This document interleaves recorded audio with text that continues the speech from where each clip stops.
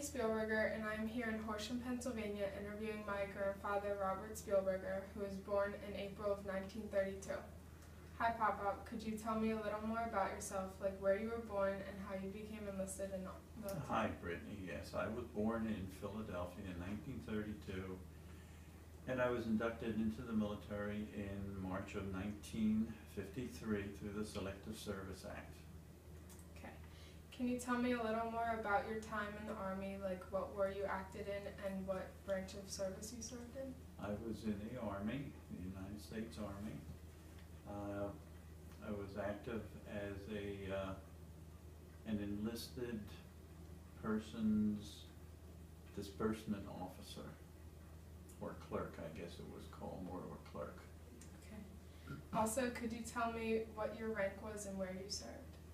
Well, I started out as a private. I moved into being a private first class, and then I went into being a corporal and came out of the service as a sergeant first class.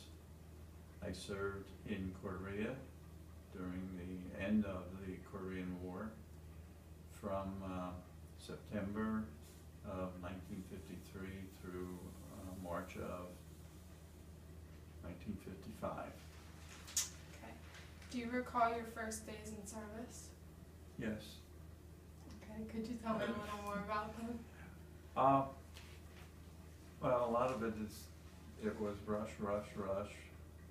When I got to the Selective Service building in Philadelphia, we went through a rather quick physical, got some shots, immunization shots, and after which they gave us some clothes, military clothes, and then put us on the bus and took us to Fort George Meade in Maryland.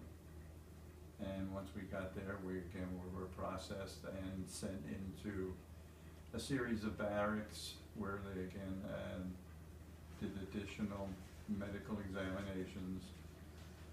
And the first couple of days were just busy with running through all of their paraphernalia that we had to learn about. Once that happened, we went into basic training. Basic training included the learning of how to use your weapon and how to follow instructions, and physical training was most of what we did in 16 weeks. Okay. Could you describe to me what your job or assignment was while serving? Well, after I left the basic training, I was transferred to Fort Benjamin Harrison in Indiana, and I went to finance training school to become a personnel in the distribution function of funds for the military. Okay. Can you tell me about some memorable times either during combat or peacetime while in Korea? Well, I actually never saw any combat, although we were armed. We carried weapons with us, and I worked in our finance Quonset hut, which was used to pay all of the military personnel on our base, and made sure their personnel records and payment records were kept up to date. Okay. How did you stay in touch with your family? Always through the U.S. mail. We wrote letters back and forth, sent pictures, and received packages from home, but everything was through the regular U.S. mail. Okay. When were you discharged from the military? March 24th, 1953. Okay. And what did you do the days and weeks afterwards? Afterwards, Mm-hmm.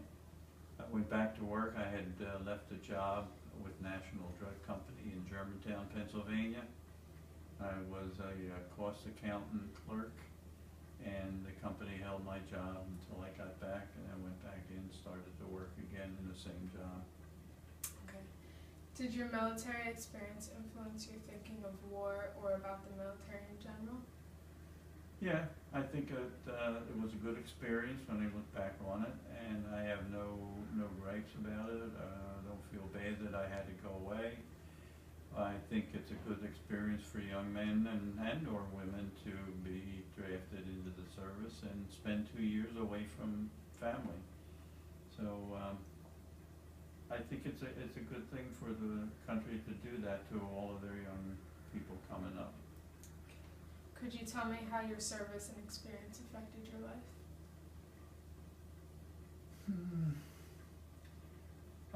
Well, only because I didn't actually see combat, I can't explain why I feel terrible about the way the kids are today. So I don't know, I think that the idea of going in the military is still good, but my experience taught me how to take orders, do things when you're told you have to do them, and you just lay out a plan and do them. Okay. Is there anything else you would like to add that we have not covered yet in this interview? I don't think so. I think that covers up pretty much everything that you wanted to know about. Okay, well thank you very much for your time today, and also thank you for serving our country. You're welcome. Thank you for the interview.